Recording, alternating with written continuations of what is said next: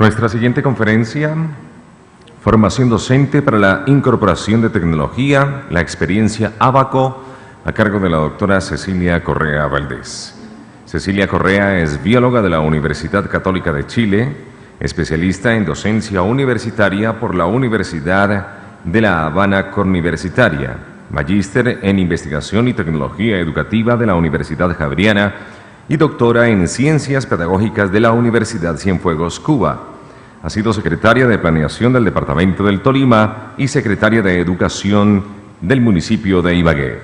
Es profesora titular de la Universidad de Ibagué y directora del Centro de Innovación Educativa Abaco. Démosle la bienvenida a la doctora Cecilia Correa Valdés.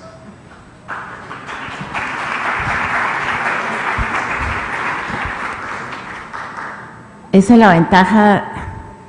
Hola, esa es mi nieta. Esa es la ventaja de ser dueña de casa en este momento, que hasta me aplauden. Pero hemos oído cosas muy importantes, yo creo, estos días. Aunque yo antes de contarle esto, yo quisiera solo hablar, porque miren que he aprendido mucho, pero creo que la tecnología, nada puede reemplazar la sensación de que uno tiene que ser feliz con lo que hace. Entonces, cuando hablamos de ambientes de aprendizaje, parece ser que eso es lo esencial. Crear ambientes de aprendizaje que permitan que el ser humano sea feliz. Lo conversábamos hoy con el profesor Rama en la mañana. Si uno no es feliz en el ambiente en que está, no se siente cómodo, libre, es difícil, por más, como dicen los paisas, por más que nos paremos las pestañas, que algún estudiante aprenda algo. Por más tecnología, por más de todo lo que hagamos nosotros. Y esos ambientes es lo que tenemos que apuntarle a los profesores. Aquí hay bastantes profesores de establecimientos educativos de secundaria, y un poco el mensaje es para ellos y también colegas de diferentes universidades del país de muy lejos. Bueno, yo quiero contarles la experiencia de nuestra universidad. Nuestra universidad, primero quiero contarles como el contexto en qué universidad están ustedes, eso es un paisaje de nuestra universidad. Nuestra universidad es una universidad regional, es una universidad privada, laica, es una universidad que tiene formación, nuestra formación es totalmente presencial, nosotros no tenemos formación a distancia, ni siquiera formación B-Learning, nuestra formación es presencial y por decisión de los fundadores de nuestra universidad seguirá siendo presencial en los próximos años, por lo menos tenemos el plan de desarrollo hasta el 2021 y hasta ahí por lo menos haremos presencial, salvo que ocurra algo entre medio, pero sí estamos apuntando a la virtualidad en posgrados. Como también estamos apuntándole a que todos nuestros estudiantes tengan una experiencia virtual antes de salir del pregrado, porque el mundo ya está virtualizada la formación, especialmente de posgrados. Entonces todos tienen alguna experiencia, llámese un curso formal o algún diplomado. Se está haciendo una reforma para que en todos los currículos en el último año tengan una asignatura totalmente virtual de último nivel. Tenemos 13 programas acreditados de alta calidad, estamos en proceso de acreditación nacional de toda la universidad en su conjunto, estamos en este momento en el Consejo Nacional de Acreditación intentando hacer eso. Tenemos 7.000 estudiantes presenciales y tenemos estudiantes de transferencia porque la universidad ha empezado a entender que las universidades, como lo decía ayer el profesor Rama, las universidades contemporáneas son universidades en red. Entonces tenemos transferencia de dos tipos. Tenemos transferencia de provincia hacia acá, es decir, empiezan a estudiar en los pueblos del Tolima, en las ciudades más pequeñas, y hacen 2 años allá y terminan acá. Pero también tenemos al revés, estudiantes que hacen 2 años acá, pongo un ejemplo, ingeniería ambiental, nosotros no tenemos, mecatrónica, no tenemos aquí en formación en planta, pero hacen 2 años comunes acá y luego se van a otras universidades del país. Tenemos convenios con cerca de 5 universidades acreditadas del país en las cuales nuestros estudiantes se van en transferencia, de aquí hacia allá. Es una universidad en constante movimiento en ese sentido. Tenemos 400 docentes para atender a esos estudiantes y tenemos lo que nosotros llamamos, o donde ustedes han estado invitados hoy, Abaco, que es un centro de innovación educativa. Pero también tenemos algo de contexto.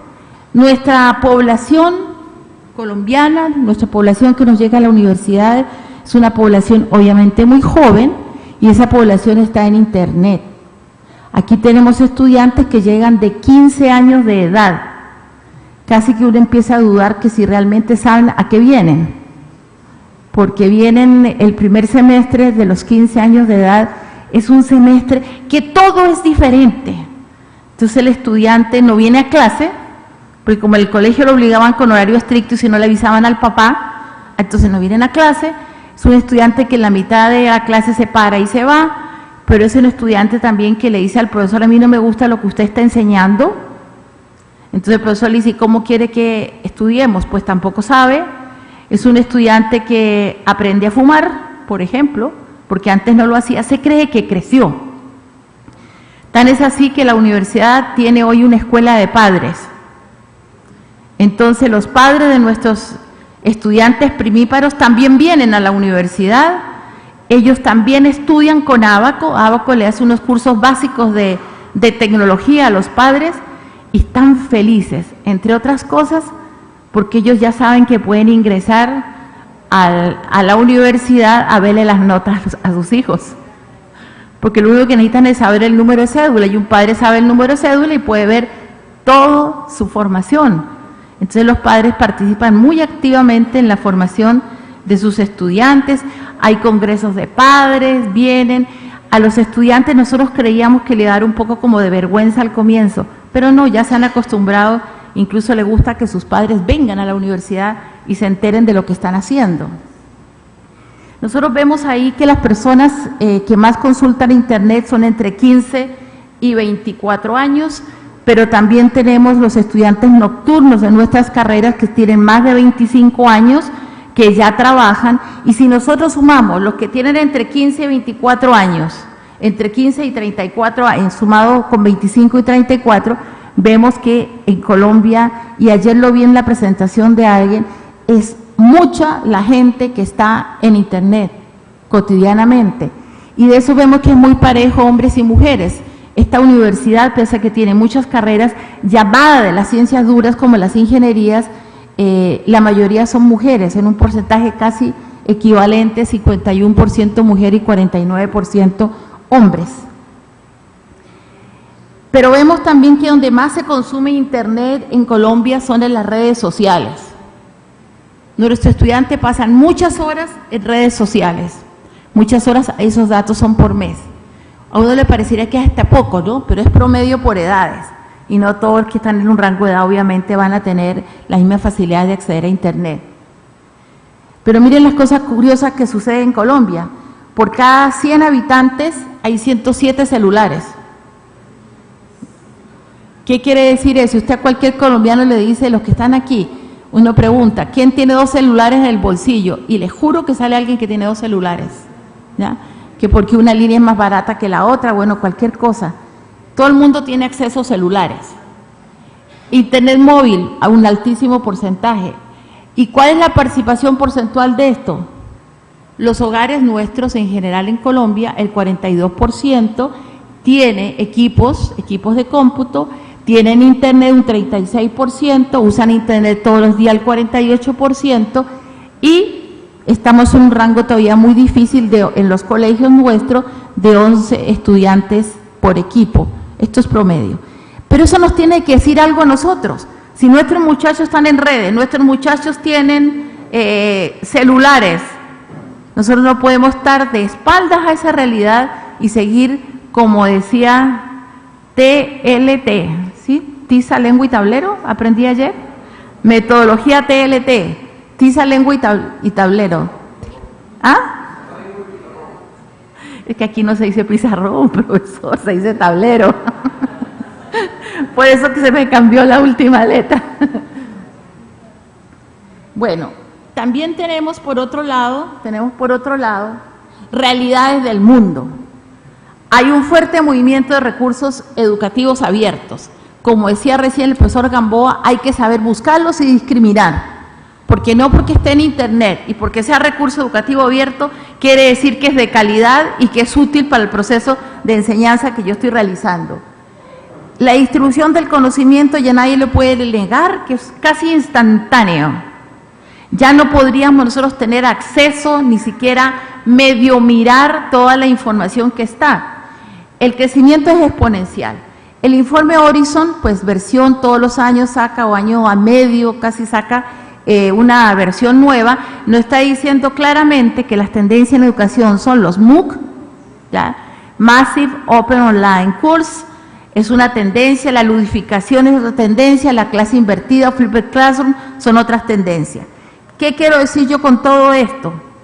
Que no podemos estar de espaldas de la realidad de nuestras universidades, aunque tampoco debemos olvidarnos, y lo hablaba ayer el profesor español cuando hablaba de Adolfo, hablaba de educación inclusiva, que en Latinoamérica, donde nosotros estamos viviendo, donde nosotros estamos parados, la mayoría, el 99.9% de los que estamos acá, hay 150 millones de niños entre 5 y 19 años, es decir, niños en plena escolaridad formal que ni siquiera están en el sistema educativo. ¿Qué quiero decirles yo con esto? Que la educación inclusiva no es incorporar más computadores, es lograr que nuestros niños no sean discriminados, nuestros niños latinoamericanos, por el lugar donde nacen. Es como decir, la cigüeña va volando y de maletas, de malas, que caía aquí y no caía acá, porque si caía aquí, ya sé de por vida que no voy a ingresar siquiera a la universidad. Entonces considerémonos primero unos seres absolutamente privilegiados por haber estudiado. Todos los que estamos aquí estudiamos, por haber accedido a la educación superior. Y ese privilegio nos debe demandar a nosotros una obligación con nuestros estudiantes. Tenemos que lograr que ellos se incorporen a la vida privilegiada que nosotros hemos tenido e incorporar al resto de gente. Es una responsabilidad social nuestra muy grande que no podemos obviar. Porque parece ser a veces que la situación se mejoraría con un computador, ¿no? Un computador por niño. ¿Y qué? Cuando ese niño no tiene acceso a nada más. Eso genera preocupaciones educativas.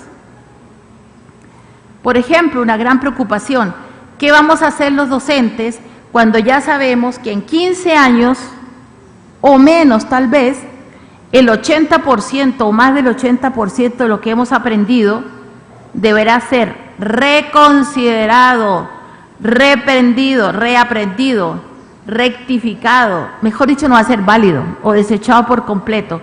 Imagínense en 15 años. 15 años no es casi nada. Entonces esto nos demanda también una gran preocupación. ¿Será que la educación debe estar basada en contenidos? Pues no, no debe estar basada en contenidos. Hay que mejor enseñar a la gente a pensar, al autoaprendizaje, lo que decía Chantal en la mañana, la autodeterminación. Eso, y tú lo entiendes fácil la palabra, autodeterminación, aprender a aprender. Eso es lo importante hoy en día, contenidos no. Eso significa un desafío a los currículos. Acuérdense que nosotros en Colombia, a los que no son colombianos les parece perfectamente exótico que nosotros trabajemos trigonometría y cálculo en el bachillerato. Entonces, ¿y para qué le sirve a un estudiante eso? Algoritmos, todo ese tipo de cosas. Es mejor desarrollar pensamiento matemático que desarrollar tantos contenidos específicos en algunas áreas.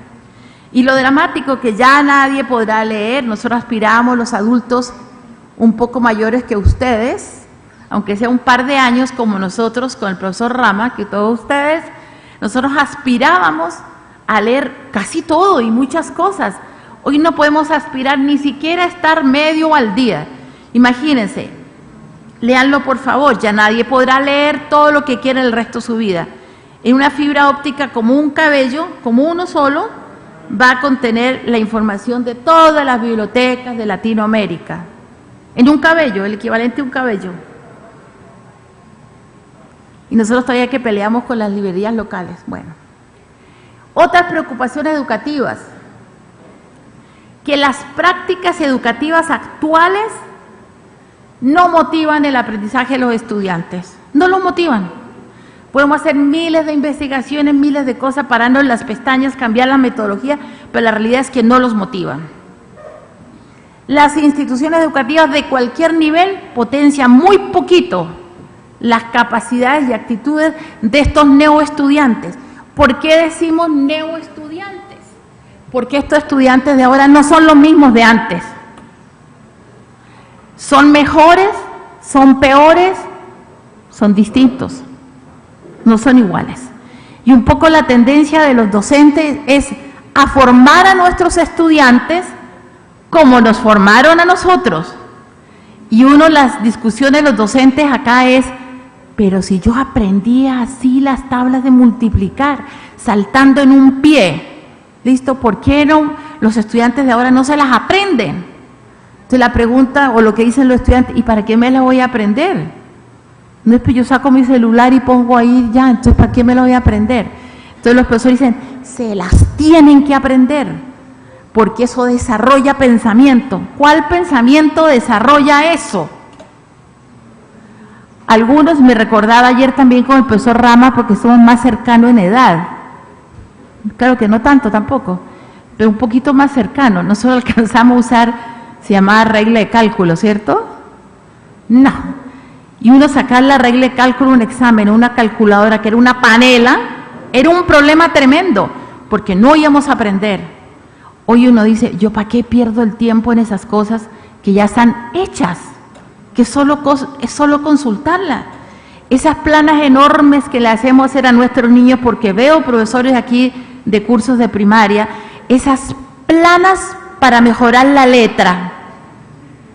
¿Pero para qué? Si la letra es un reflejo de la personalidad de cada uno. Planas para aprender a sumar cuando eso es mecánico. Aprende usted la operatoria y ya el resto de la vida va a saber sumar. Es como andar en bicicleta, pero insistimos en las planas de multiplicar, en las planas de sumar. Insistimos y no estamos desarrollando capacidades de pensamiento. Por supuesto, los currículos nuestros están diseñados por una realidad educativa que no es la actual. En nuestras universidades hoy aprendimos a echarnos unas mentiras y compartirlas, incluso en eventos como este. Pero la realidad es que nuestras universidades colombianas son con currículos rígidos. Y decimos que son flexibles porque hemos incorporado los créditos. Pero es lo mismo, es exactamente lo mismo. Es como decir, yo soy moderno porque ya no ocupo el pizarrón o tablero, ya no lo ocupo. Yo ocupo ahora computador y una pantalla digital. Pero en la pantalla digital hago exactamente lo mismo que hacía con el tablero. Lo que pasa es que ahora escribo con un dedo o escribo con un marcador, pero la función es exactamente lo mismo. No, yo ya no ando con esos libros tan gruesos debajo del brazo, sino que ahora los cuelgo en internet, porque casi todos están libres, para que mis estudiantes lo consulten. ¿Cuál es la diferencia? Pues ninguna. Salgo siendo exactamente lo mismo. Pero nos encontramos con este neoestudiante que incluso nos desespera a veces a los padres cuando son solo hijos, ni siquiera nuestros estudiantes. Son multitarea y nosotros decimos, ay no, este niño hay que llevarlo al psicólogo porque este niño es disperso, tiene problemas de atención. Pero resulta que así son las personas hoy, así es, está la cantidad de influencia, de estímulo del medio ambiente. Nuestra vida era muy plana, hoy la vida no es plana, entonces los estudiantes están acostumbrados a tener muchos ojos, mucha atención en muchas cosas. Un estudiante hoy puede estar chateando, haciendo una tarea en el computador y pendiente de la tableta o pendiente de otro dispositivo y para él no es problema. Son multitarea, son flexibles y son muy activos en las redes sociales y son nacidos en la era digital. Nótese que no estoy diciendo que son nativos digitales, ¿no? Son nacidos en la era digital, que no significa eso necesariamente competencias digitales para la educación, no lo significa. Por otro lado tenemos la otra cara de la moneda, los docentes. Los docentes tienen insuficientes competencias tecnológicas. Nosotros sí estamos de acuerdo con todo lo que hemos oído estos días, que hay que centrarlo en el aprendizaje. Pero nosotros empezamos por los docentes. Nuestro Centro de Innovación Educativa, Abaco, Surge hace 4 años y surgimos a partir nosotros de una investigación que hicimos en la universidad y un plan de desarrollo estratégico de las tecnologías que también hicimos en la universidad. Y ahí nos dimos cuenta en una consulta que se hizo al 100% de los docentes, que nosotros nos imaginábamos un docente que no existía. Entonces dijimos, bueno, nosotros no podemos incrementar competencias tecnológicas en los estudiantes si primero no trabajamos con los docentes. Entonces nuestro trabajo fue formar docentes y a eso nos hemos dedicado, aunque abrimos campo ya para estudiantes. Entonces, ¿tiene insuficiencias competencias tecnológicas para la educación? Por ejemplo, un profesor nuestro que tiene como algo así como 65 años o más, que de los mayores que ha trabajado con nosotros, no me refiero a chicos, otro profesor, era un experto en Skype. Hacía cosas que nosotros ni podíamos hacer. Conectaba la música con yo no sé, en grupo, mandaba fotos, hablaba, celebraba cumpleaños, pero es por una necesidad humana. Su hijo estudiaba en España, pero no manejaba un correo electrónico, y eso es de los más avanzados que teníamos. Otros profesores manejaban un software de matemática durísimo, muy complicado, que nuestros ingenieros de Abaco duraron algún tiempo en aprender a manejar ese software. Sin embargo, lo ocupaba exactamente igual que un libro de texto. Usted lo sacaba 1 centímetro para cualquier lado del software y no sabía qué hacer. Entonces, nosotros nos reveló ese estudio que las competencias de nuestros docentes eran muy bajas y casi imposible transferir esas competencias para su proceso de formación de estudiante. Por supuesto, la enseñanza tradicional, con unas relaciones de poder en el aula terribles, ¿sí? Yo soy el docente, yo soy el poseedor de la verdad y como tanto a usted se lo voy a transmitir en cómodas cuotas semanales, ¿ya? Tema muy difícil, porque la resistencia al cambio se vuelve muy alta, muy difícil cambiar. Lo que nos decían los profesores es que yo siempre lo he hecho así y me ha funcionado. Claro, usted puede seguir haciendo eso toda la vida y no va a tener nunca un muerto adelante como puede tener un médico, que si hace las cosas mal se le murió, ¿cierto? Aquí no se nos va a morir nadie, solamente que lo vamos a castrar para el resto de la vida su desarrollo como ser humano y su posibilidad de seguir aprendiendo. Pero como eso no se nota, entonces llegamos a la conclusión que nuestros docentes, llamados docentes del siglo XXI, nuestro rector dice coloquialmente que los docentes del siglo XXI no existen porque están en el siglo XX y los materiales que utilizan son del siglo XIX. Y dice, ¿cómo vamos a hacer para acercar 3 siglos cuando no podemos con un mes? Bueno, nuestros docentes del siglo XXI deben tener unas competencias, la palabra no me gusta ni 5, pero deben tener unas competencias elementales, como ser capaces de diseñar nuevos ambientes de aprendizaje. Ya no funciona como funcionaba antes.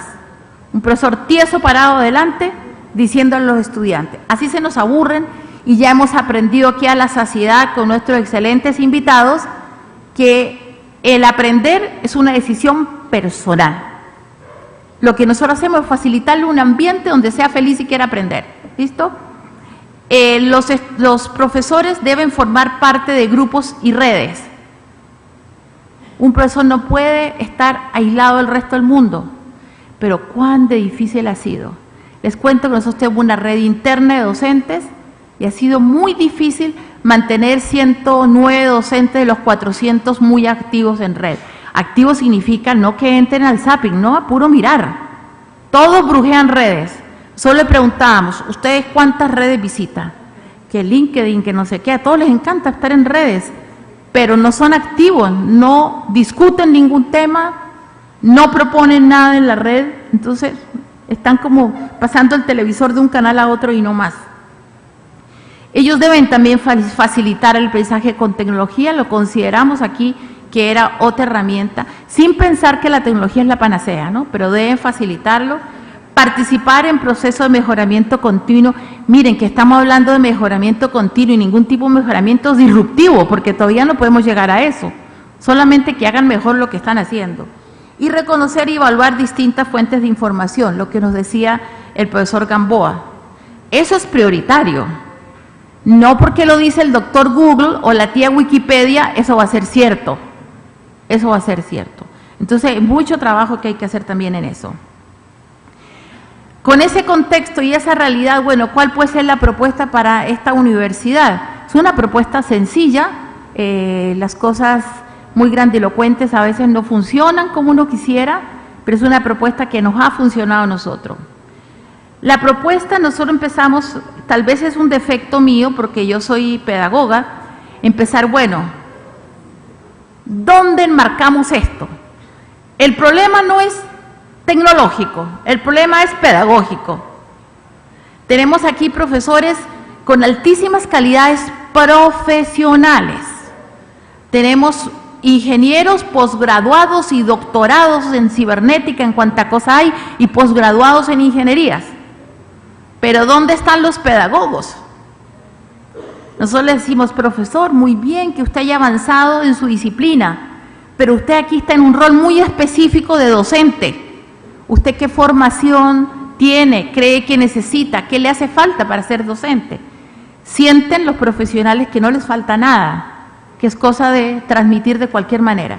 Entonces empezamos la discusión, bueno, ¿dónde nos vamos a enmarcar nosotros para ser coherentes? Y nos hicimos preguntas que son propias de la enseñanza para la comprensión, que ustedes las van viendo ahí, ¿no?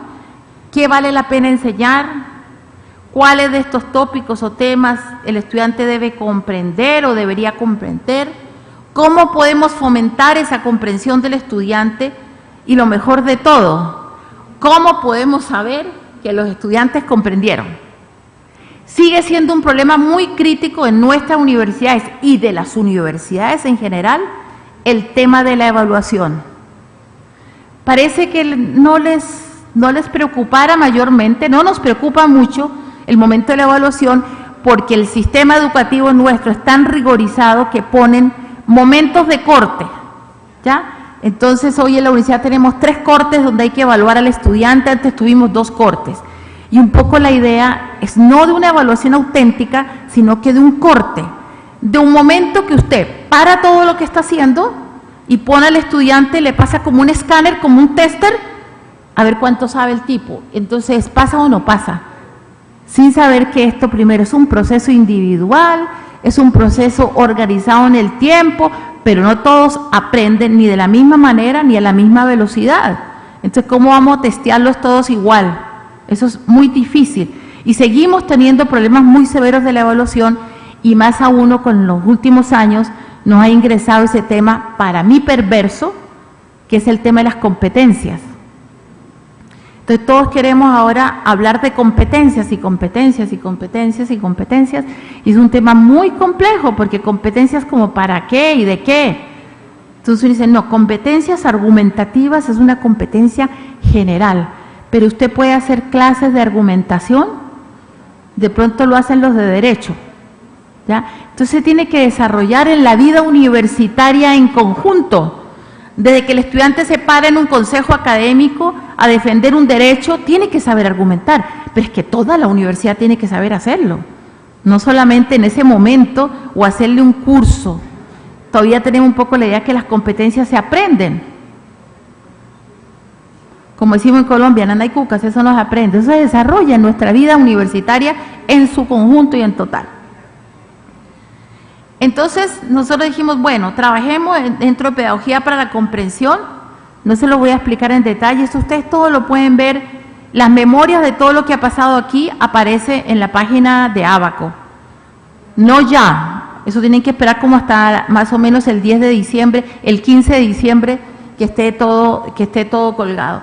Pero bueno, ahí para curarnos en salud tenemos algo de las competencias. Sí, tiene que ver con una dimensión cognitiva, ok, hay que saber, sí. ¿Qué hay que saber? Todo no. Cosas esenciales y que produzcan entendimientos perdurables, que le quede para toda la vida y que se justifique. Tuvimos un señor aquí sentado 4 o 5 años. No que cuando salga uno diga, pero es que la universidad no pasó por este hombre. Entonces, ahí, 4 años sentados, ¿como para qué? Saber, por supuesto, saber hacer. O sea, ¿yo para qué aprendí esto? ¿Para qué aprendí yo los logaritmos? Y cuando le dice a un estudiante, ¿los logaritmos y las canchas de fútbol tienen alguna relación? No saben, no saben. O cuando aprende, me decía un profesor de física, y lo vimos en un ejercicio con él, había durado un semestre enseñándole lo que eran los torques, una cosa complicada. Pero bueno, le dice a los estudiantes, bueno, ¿dónde hay un torque aquí en el salón? Los estudiantes sacaron los cuadernos, los computadores, lo que fuera, a buscar la fórmula de los torques. Les tocó mucho darse cuenta que en una puerta una bisagra produce un torque. Esto es un torque. ¿Por qué se calientan las cosas en un horno microondas? ¿Tendrá que ver algo con todo eso como hemos visto ese semestre en física? Si el estudiante no es capaz de contestar eso, pues no hemos hecho nada, porque no sabe para qué sabe lo que aprendió. Entonces hay que saber hacer con lo que se aprende. Pero también hay que tener una dimensión actitudinal en esto. Yo no puedo enseñar a un estudiante de ingeniería civil que solamente aprende a construir un puente, pero si pasa por una población, digamos, de estrato 1, o sea, una población muy pobre, no, pues tiremos el puente por encima, al fin y al cabo el puente tiene que ir por ahí. No, hay una responsabilidad social con lo que uno aprende y tiene que tener una actitud que debe ser con responsabilidad social y ambientalmente sostenible, si no, no estamos haciendo nada tampoco. Y por supuesto, aprender a vivir juntos. Si nosotros no aprendemos a convivir entre nosotros, todo el resto no vale la pena. ¿Listo? Y el aula lo entendemos como un escenario para la formación integral. El solo hablar de escenario ya implica que no puede estar todo tan rígido como está hasta ahora. Eso es fácil ponerlo ahí en un monito, pero muy difícil de hacer en la realidad. Bueno, ¿para qué nos ayuda la comprensión? ¿Nos ayuda para qué? Para desarrollar una capacidad de desempeño flexible. Si nosotros le ponemos flexibilidad a nuestro conocimiento, a nuestros modelos mentales, dará lo mismo que entremos o no entremos a la universidad. Porque ya sabemos que la educación superior no genera movimiento social, ya lo sabemos. O sea, estudiamos porque queremos aprender, queremos solucionar problemas de nuestro contexto, queremos ser felices, pero si aspiramos a entrar a una universidad y estudiar para volvernos ricos, olvídense, no entren a la universidad porque por ahí no es la cosa. ¿Ya?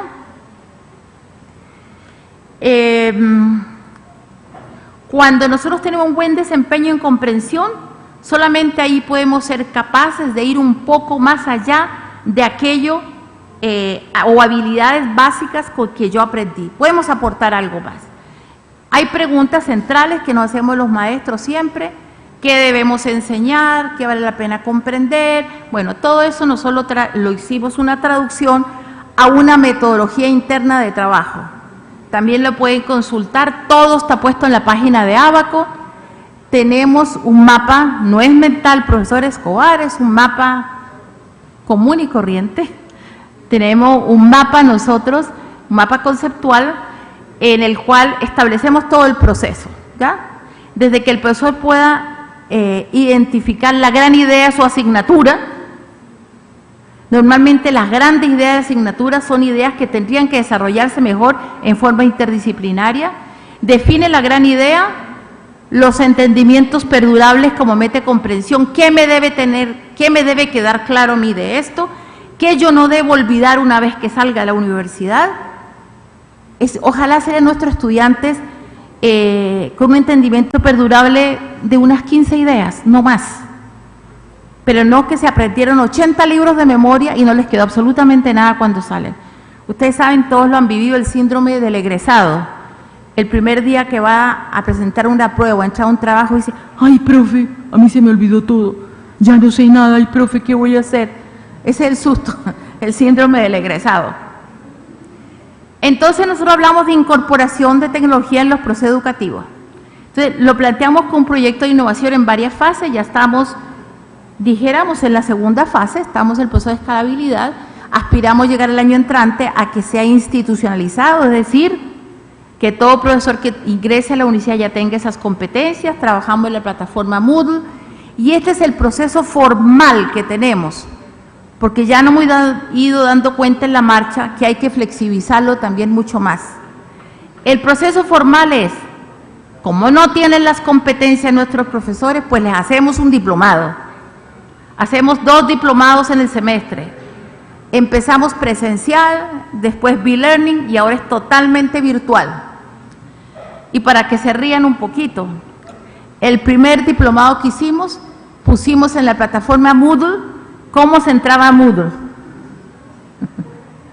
Esto ha sido un proceso de aprendizaje, no crean, entre todos. Pues claro, no podían entrar. Les mandamos por correo a los primeros y tampoco usaban el correo. Conclusión, tocó citarlos y decirle, cada uno de ustedes tiene correo en la universidad, algunos los tenían abiertos por la universidad desde el día que ingresan y nunca se habían enterado que lo tenían. ¿Ya?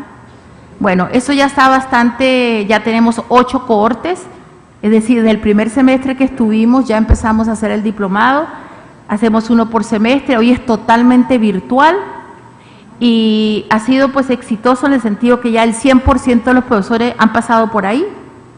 Bueno, es el 100%, entonces ustedes van y verifican la estadística, me faltan 10, que son los que ingresaron este semestre, ¿no? Pero la tendencia es que todos ingresen por ahí. Los profesores que hacen el diplomado son los candidatos rediseño de la asignatura. La asignatura está a las 16 semanas en la plataforma, sigue siendo curso presencial, pero las actividades extracurriculares que se terminan por crédito las hacen ellos en grupos o solo en la plataforma donde están las instrucciones. En otro momento el profesor trabaja en la plataforma con los estudiantes presenciales ahí, sentaditos en la clase o en grupos.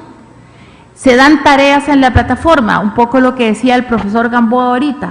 Estudian estos temas, le ponemos en la plataforma la bibliografía, el resumen que hace el profesor, una charla que nosotros le grabamos al profesor y cuando usted se estudie eso, venga a la clase, un poco como Flipper Classroom, ¿no? Venga a la clase y nosotros aquí vamos a discutir las preguntas. Primero discutimos por grupos y después nosotros vamos a hacer una gran discusión colectiva. Cuando el curso ya está a las 16 semanas, todas las actividades, todas las evaluaciones, todo lo que tienen que leer, todo, las 16 semanas ya están en la plataforma, el curso solamente en ese momento se ejecuta. Al otro semestre se prueba con los estudiantes. Porque nosotros nos felicitamos mucho y nos damos besitos nosotros mismos, cómo está bonito el curso, este nos quedó mejor que el anterior, ¿sí? No, yo invito al café toda esta semana porque el curso le quedó muy lindo, profesor, pero ¿y qué? ¿Y el estudiante?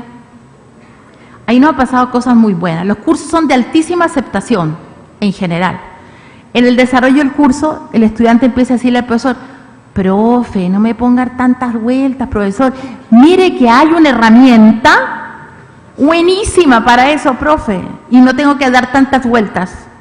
O hay una herramienta, profesor, que me permite hacer las 2 cosas que usted me está pidiendo, y no cada cosa con una herramienta. Entonces los cursos se van cambiando en la práctica. ¿Eso qué quiere decir? Que el curso puede estar muy rediseñado, evaluado en la ejecución, pero no es un curso estático, se va cambiando en el mismo desarrollo con los estudiantes. No me atrevo a decir todavía que los estudiantes son los codiseñadores del curso, porque sería muy prepotente decirlo, pero sí estamos en esa sintonía, que el estudiante va ayudando a configurar su propio curso. En la ejecución lo evaluamos nosotros evaluamos el curso, evalúan los ingenieros, el diseñador gráfico, todos visitamos a los profesores y él se autoevalúa. Y después tenemos un curso que llamamos modelo, pues tampoco es un curso modelo, es un curso que ya sale de Abaco, que de ahí para allá el profesor lo va a ir cambiando con su estudiante todas las veces que quiera y va a volver siempre a Abaco a que nosotros le asesoremos modificaciones. Algunas reflexiones. Nosotros creíamos que estábamos haciendo la gran innovación educativa y estábamos felices, pero terminamos entendiendo esto, que el docente aprende a usar la tecnología, sí, eso lo logramos en el diplomado, pero cuando el profesor rediseña su asignatura, Hemos tenido casos de profesores que rediseñan la asignatura, incorporan tecnología, lo ponen en la plataforma, pero sigue siendo el mismo curso tradicional, pero en plataforma. ¿Ya? La diferencia es que en lugar de decirle, traigan el cuaderno para la próxima semana, les dice, traigan el trabajo que hicieron en Wiki. Pero es el mismo, no ha habido ningún cambio. Entonces decimos que ahí no hay innovación, pero sí empieza a haber innovación cuando el profesor se empieza a apropiar de esto, y ya puede diseñar actividades que no serían posibles sin tecnología. Ahí vamos avanzando ya en la innovación.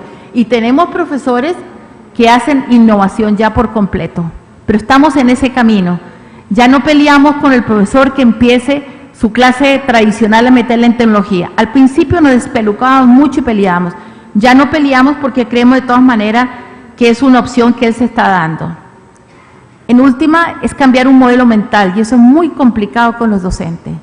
La institución más conservadora que existe, ni siquiera es la iglesia, son las instituciones educativas.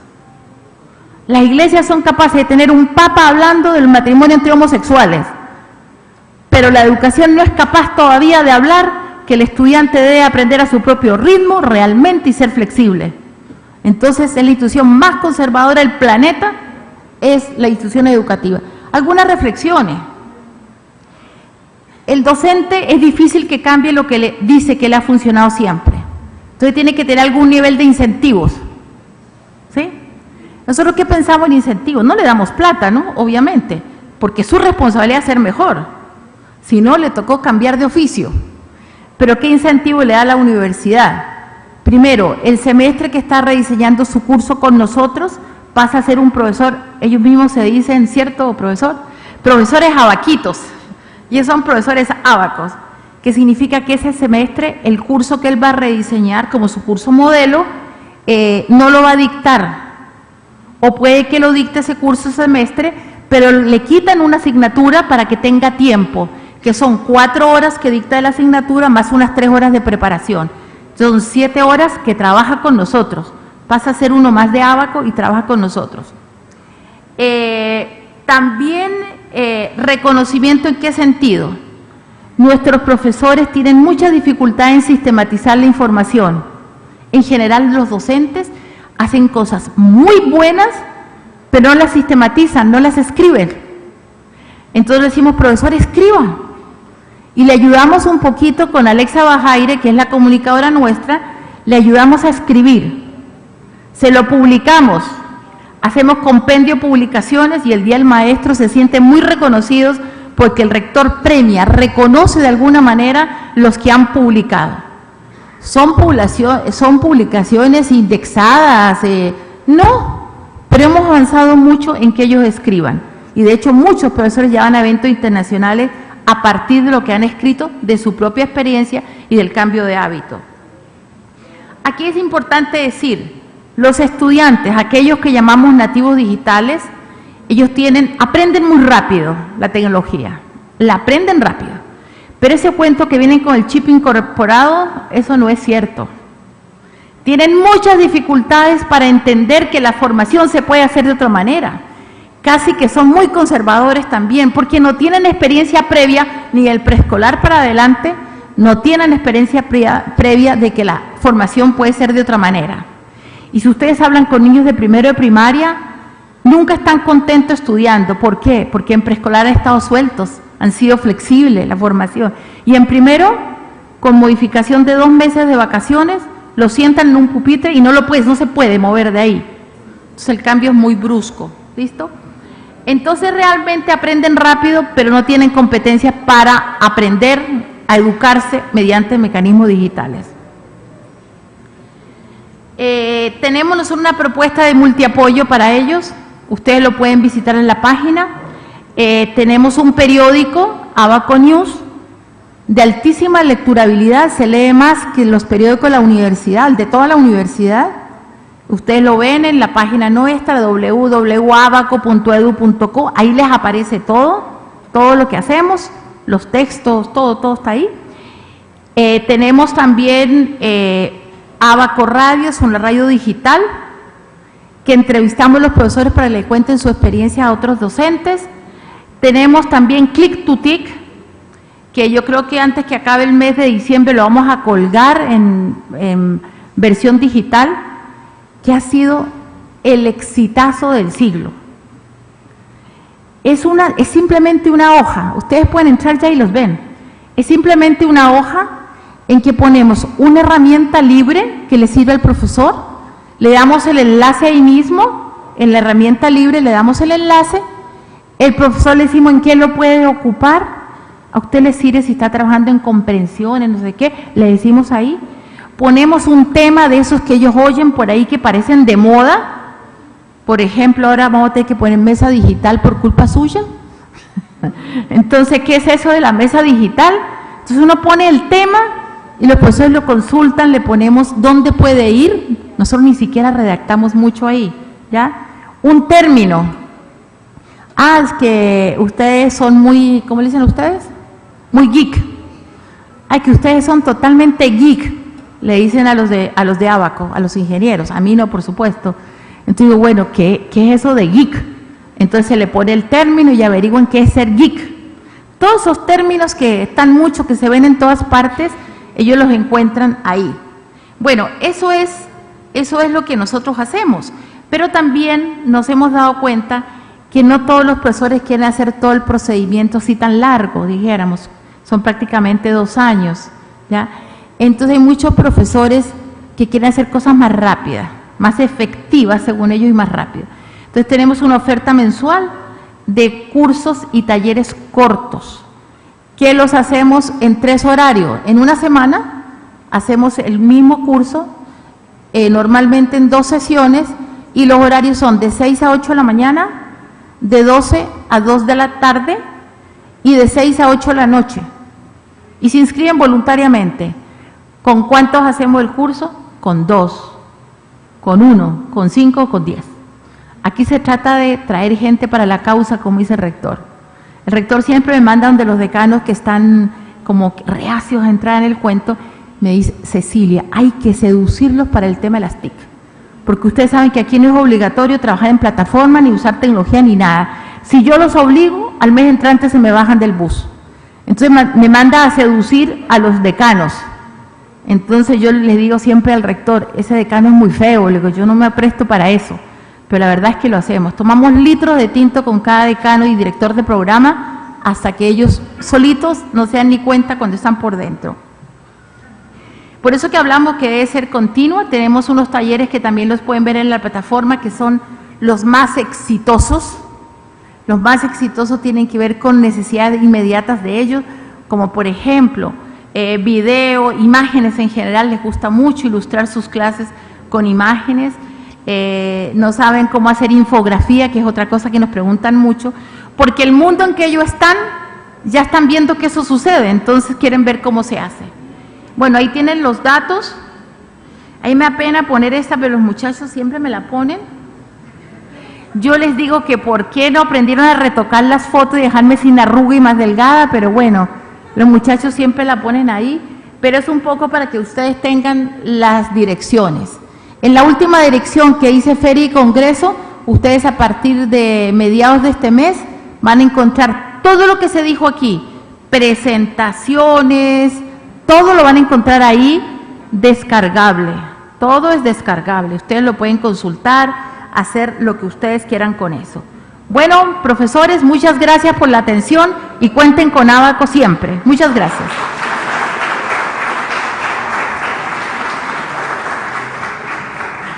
¿Quién va a dirigir el panel, doctora Cecilia?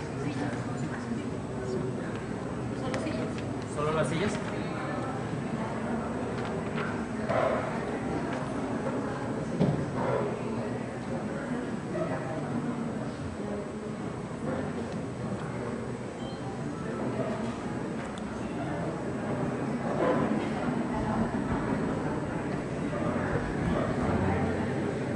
Vamos a dar inicio al panel. Les invitamos para que quienes tengan los formatos de las preguntas, por favor, con el personal de Abaco o nuestro personal de protocolo, ellos estarán recibiendo los formatos con las preguntas. Recuerde que también nos pueden seguir a través de las redes sociales en el hashtag Abacotic. Ahí pueden formular también sus preguntas. Recordarles también que las ponencias continuarán en la tarde de 2 a 5 de la tarde. Toda la programación y las ponencias de las conferencias la encuentran en la parte de atrás de las escarapelas. Igualmente, las ponencias se desarrollarán en los salones del bloque 7, en los salones 73, 74 y 75. En las horas de la tarde los invitamos para que nos acompañen en las ponencias.